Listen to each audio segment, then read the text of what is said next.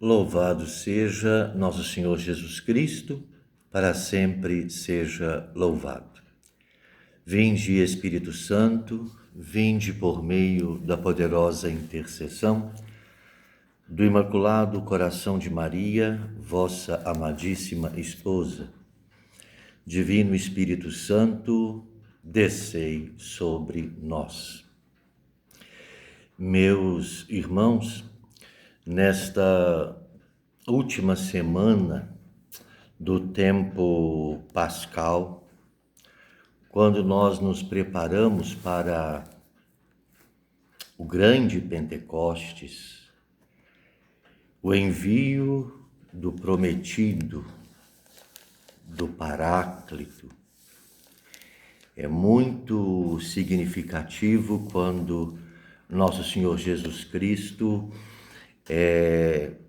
nos diz: se eu não for para o Pai, o Espírito Santo não pode ser enviado, não pode agir em plenitude, por assim dizer, em vocês. E nós percebemos nisto,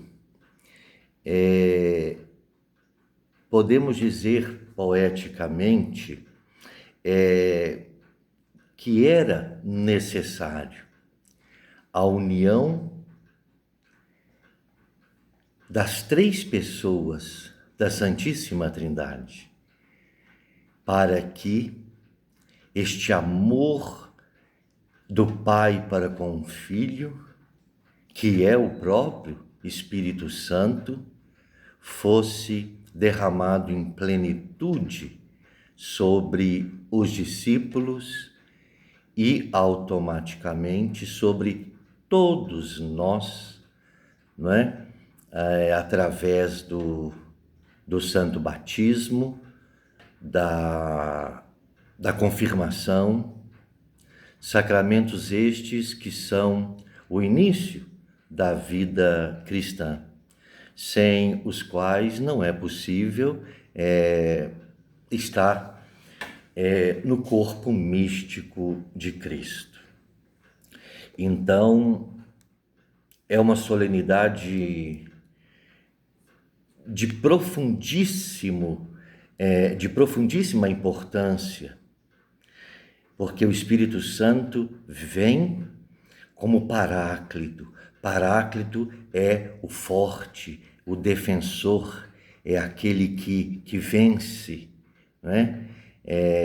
Cristo venceu a morte pela sua cruz e pela sua ressurreição.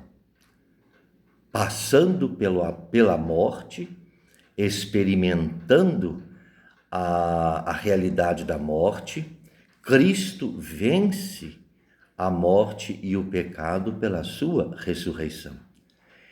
Passa conosco ainda algum tempo para as últimas catequeses aos discípulos e depois retorna ao Pai, como nós celebramos na última quinta-feira, na Ascensão do Senhor, no rito tradicional e já no rito novo, no último domingo, a Ascensão de Nosso Senhor. Então, é como se necessário fosse que o Filho retornasse ao seio da Santíssima Trindade, para que na unidade destas três pessoas o Espírito Santo pudesse vir na sua plenitude. Então, aproveitando estes dias em preparação a Pentecostes, eu vou procurar, se Deus quiser, gravar todo dia um pequeno vídeo para irmos tratando de alguns assuntos, não é? Onde também o objeto que se torna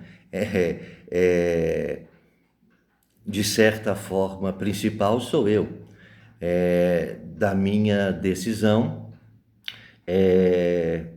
de ser ordenado dentro da Igreja Vétero-Católica. Então, serão alguns dias de reflexão para que os meus seguidores, para que os meus fiéis, não é? Compreendam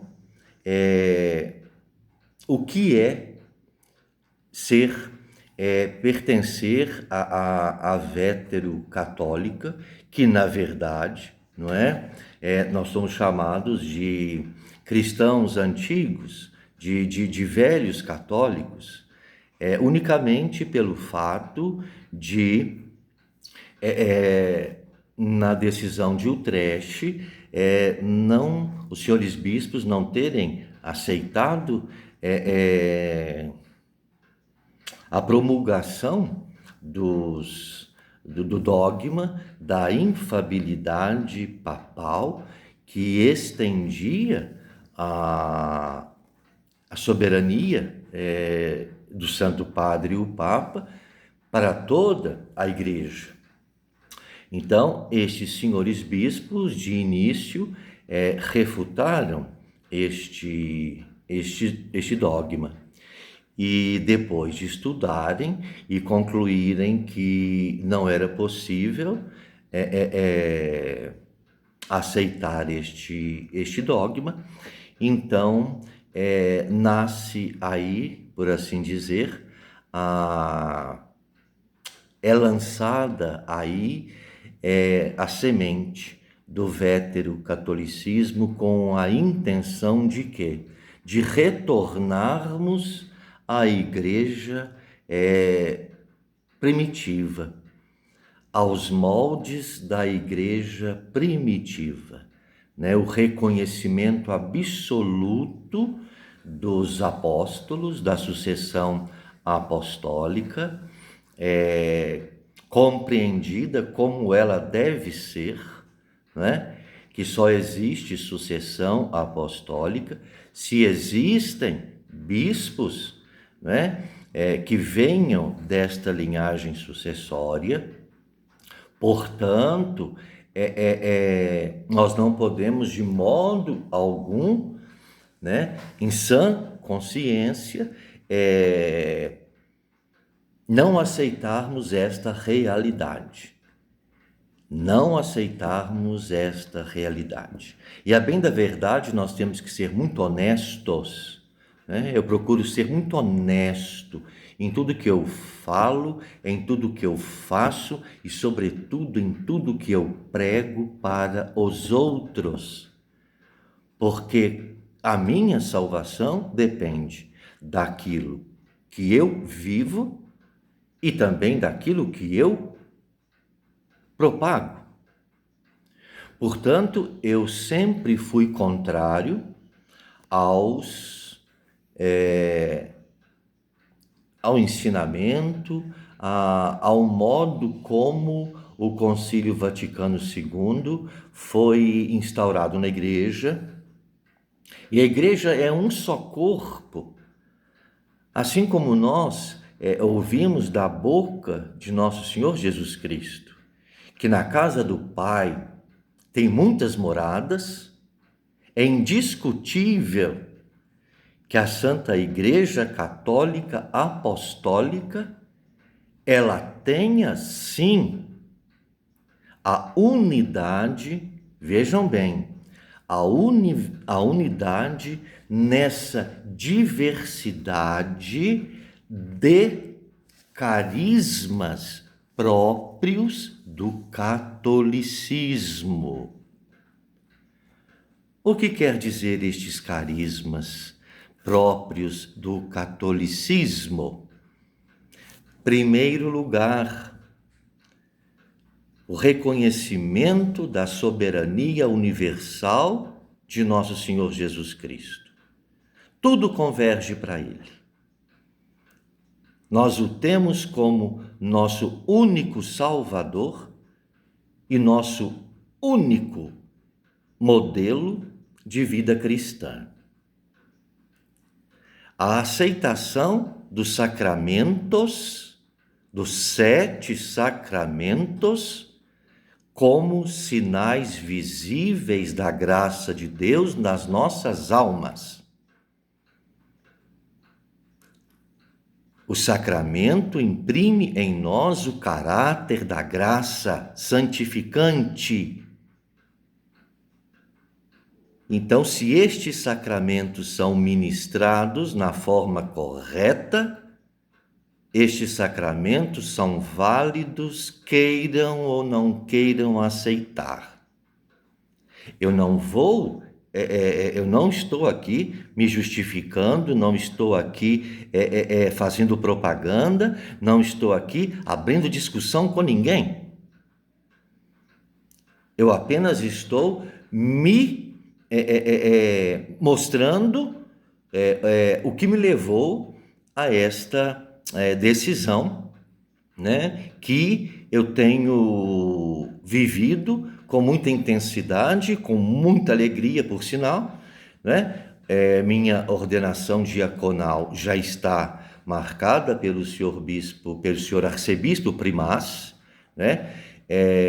Nós temos essa grande facilidade, graças a Deus, de estarmos em pleno contato com o superior.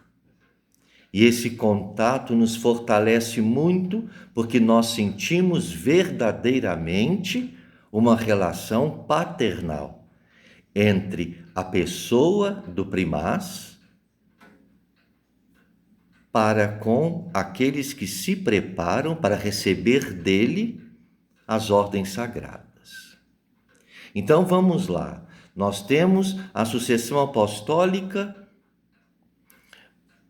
legítima pelas consagrações que não foram interrompidas. Lícitas ou ilícitas, isso não vem à baila, porque se nós formos analisar o contexto eclesial hoje, estão todos fora da comunhão de Roma, inclusive aqueles que estão na Igreja Romana, porque dizem que obedecem o Papa e não obedecem o Papa. Obedecem o Papa naquilo que lhes é conveniente. Naquilo que não é conveniente, engavetam. O Papa emite uma encíclica ou um ensinamento, uma catequese, e os senhores bispos absorvem aquilo que é do interesse deles, de certa forma, até mesmo reconhecendo as necessidades de cada diocese. Também tem este ponto a ser considerado, e o restante engavetam. E nestes movimentos que estão aí surgindo em defesa da fé, do qual eu participo, ainda sendo vétero-católico, a defesa da fé original, da fé transparente e única da Igreja, que é a sua estrutura divina. Infelizmente, nós vemos aí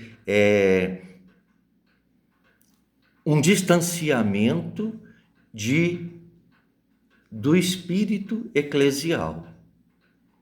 Nós temos movimentos tradicionalistas, que até então havia uma só divisão entre tradicionalistas e modernistas, né? Comunistas, na verdade. Comunistas infiltrados dentro da Santa Igreja. Mas hoje não. Hoje nós temos vários movimentos que foram até necessários. Por que não dizer? Não deixa de ser uma diversidade. Por isso há contradição em tudo, se nós formos analisarmos honestamente a questão. Nós temos que ser honestos com aquilo que nós professamos. Eu continuo tradicionalista dentro daquilo que é imutável. Como, por exemplo, o sacrifício da Santa Missa. Eu acho que com tudo se pode manter um diálogo e saudável, inclusive. Agora, quanto ao sacrifício da Santa Missa, né, no que o sacrifício de fato, a renovação do sacrifício do Calvário, isto é imutável. Isto é imutável. Agora, com relação a denominações, né, que nasceram, que surgiram, algumas em desalinho com Roma, outras contrárias a Roma, né? Outras com ódio de Roma, que não é o nosso caso. O veterocatolicismo tem na pessoa do Papa, o bispo de Roma, que nós chamamos, né, o primeiro entre os bispos. O primeiro entre os bispos. Nós não reconhecemos o Santo Padre. Nós o temos, sim, não como o pastor universal dentro do dogma da infalibilidade papal. Nós o temos, sim, como o primeiro entre os bispos, inter pares, não é? O primeiro entre os seus iguais. O primeiro entre os seus iguais. Então, perdão, a minha intenção nessas reflexões é o quê? É pedir ao Espírito Santo que nos ilumine sem fanatismo, sem radicalismo. Isso é muito importante. Sem fanatismo, sem radicalismo, sem achar que nós somos os únicos donos da verdade, porque nós pertencemos a este ou aquele ramo da igreja. Se pertencemos ao sede-vacantismo, se pertencemos agora a essa nova modalidade conclavismo, se pertencemos a esta nova, para mim, absurda ideia de um concílio imperfeito. Quem sou eu para comentar tais coisas? Para mim não me interessa, sinceramente não me interessa. Né? Eu sempre tive o Santo Padre como uma pessoa de extrema responsabilidade. Agora, eu não posso, em sã consciência, aceitar o que Francisco fez na Santa Igreja. Eu acho que qualquer pessoa de bom senso não aceita. Agora, eu não aceitar o bem que o Santo Padre Bento fez à Igreja, as dificuldades que João Paulo II teve para governar a Igreja, as dificuldades que está tendo Leão XIV em governar a Igreja, isto é inegável. E se infelizmente ele vai seguir o mesmo caminho traçado por Francisco, isto é problema dele. Ele vai resolver com Nosso Senhor. Se é antipapa, se não é antipapa, se é válido, se não é válido, isso não compete a mim um julgamento. Eu aprendi isto. Se os senhores forem lá nos meus vídeos mais antigos, os senhores vão perceber o modo com que eu atacava certas questões. Mas questões realmente que diminuíam a fé, que rebaixavam a pessoa de Jesus Cristo a um avatar,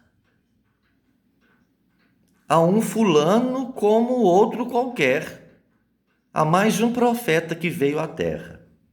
Então isso é inadmissível. E a igreja e o veterocatolicismo não vê Jesus Cristo assim. Então, o que falarem é mal do veterocatolicismo, eu aconselho que aprofundem, como eu o fiz, como eu procurei fazê-lo, para que possamos perceber que a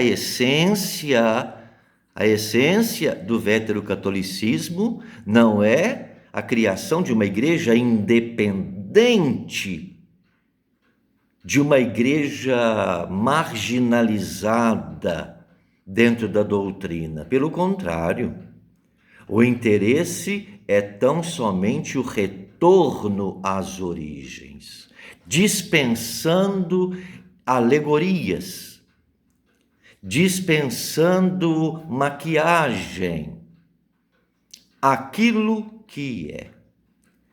Quantas diferenças sobre matrimônio dos sacerdotes, do ecumenismo e outras questões, não é, que existem de fato. Isso não compete a mim, como futuro diácono, não compete a mim a decisão e julgamento. Não é? Eu estou sendo encaminhado da melhor maneira possível. Repito, da melhor maneira possível, porque eu não estou saindo da Igreja Católica.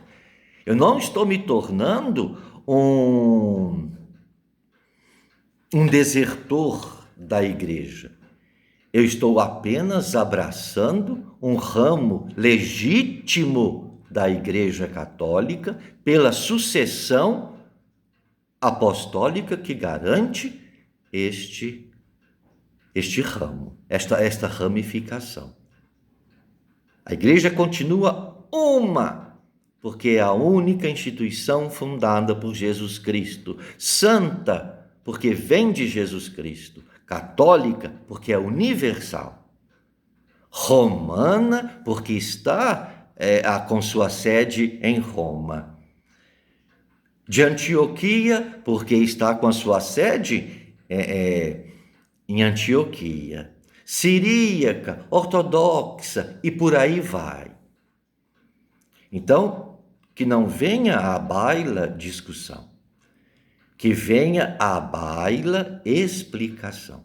Então, eu quero terminar essa nossa primeira conversa com o Evangelho do segundo domingo depois da Páscoa, que é muito interessante quando nós exaltamos o bom pastor.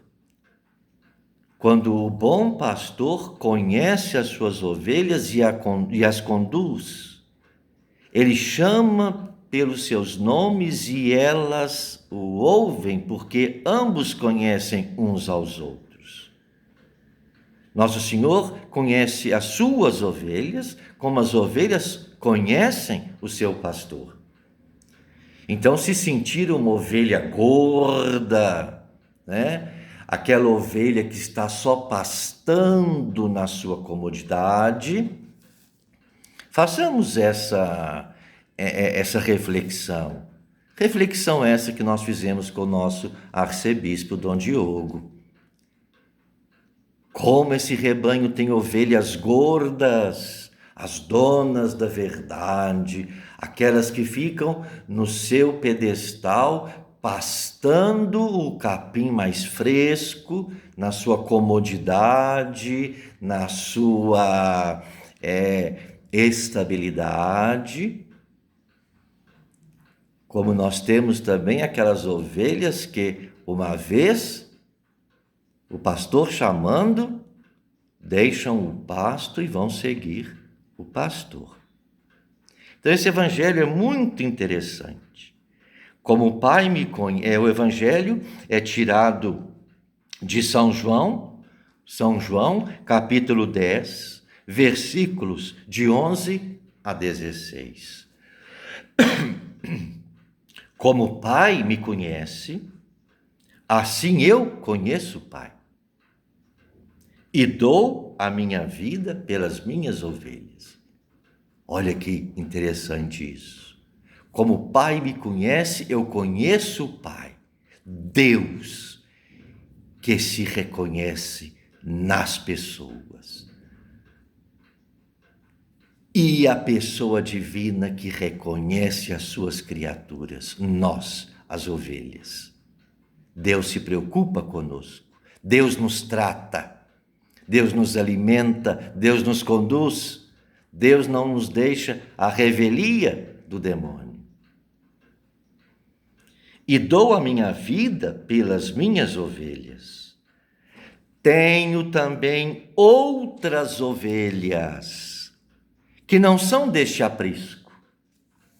Tenho também outras ovelhas que não são deste aprisco.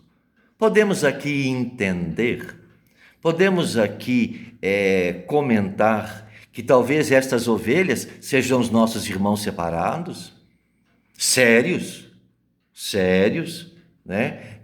Comprometidos com o Evangelho, que vivenciam o Evangelho, que transmitem o Evangelho, como também podemos compreender, né, os diversos segmentos que surgiram dentro da igreja e que são reconhecidos por nosso Senhor Jesus Cristo, porque ele os menciona. Agora, quais são? Isso é problema dele. Quais ele reconhece, isto é para ele somente, não para nós. E importa que eu as traga, e elas ouvirão a minha voz. E haverá um só rebanho e um só pastor. Então, a nossa busca nessa terra, meus irmãos, é que Cristo nos reconheça. A nossa meta, sendo o céu, é que Cristo nos reconheça como ovelhas do seu aprisco. Vamos deixar preconceito. Eu não mudei o meu discurso, mas eu sempre fui muito humano. Eu sempre procurei entender muito a fragilidade humana, porque eu sou barro. Eu falo por mim mesmo. Eu começo todos os exemplos por mim mesmo. Aquele que não tiver pecado, que atire a primeira pedra. Eu nem cheguei perto dessa turma. Eu fiquei lá atrás da pilastra. Porque quem sou eu para fazer julgamento de alguém ou de alguma coisa sem propósito, sem uma reta intenção? Então, peçamos ao Espírito Santo que venha a nós na sua plenitude, fechando, selando essas fissuras, essas frestas que o demônio aproveita para entrar na nossa vida espiritual e nos tirar a paz e causar revolta, causar debate, causar ringue de luta. Quando nós começamos a preocupar mais com o que vão dizer ou com o que estão dizendo e esquecermos o principal, o que Nosso Senhor está pensando de mim. Peçamos a intercessão de Nossa Senhora de Pentecostes, que ela nos coloque bem debaixo da ação do Espírito Santo. Ave Maria, cheia de graça, o Senhor é convosco. Bendita sois vós entre as mulheres e bendito é o fruto do vosso ventre, Jesus. Santa Maria, Mãe de Deus, rogai por nós, pecadores, agora e na hora de nossa morte. Amém. Nós, cum prole pia, benedica-nos Virgo Maria. Amém.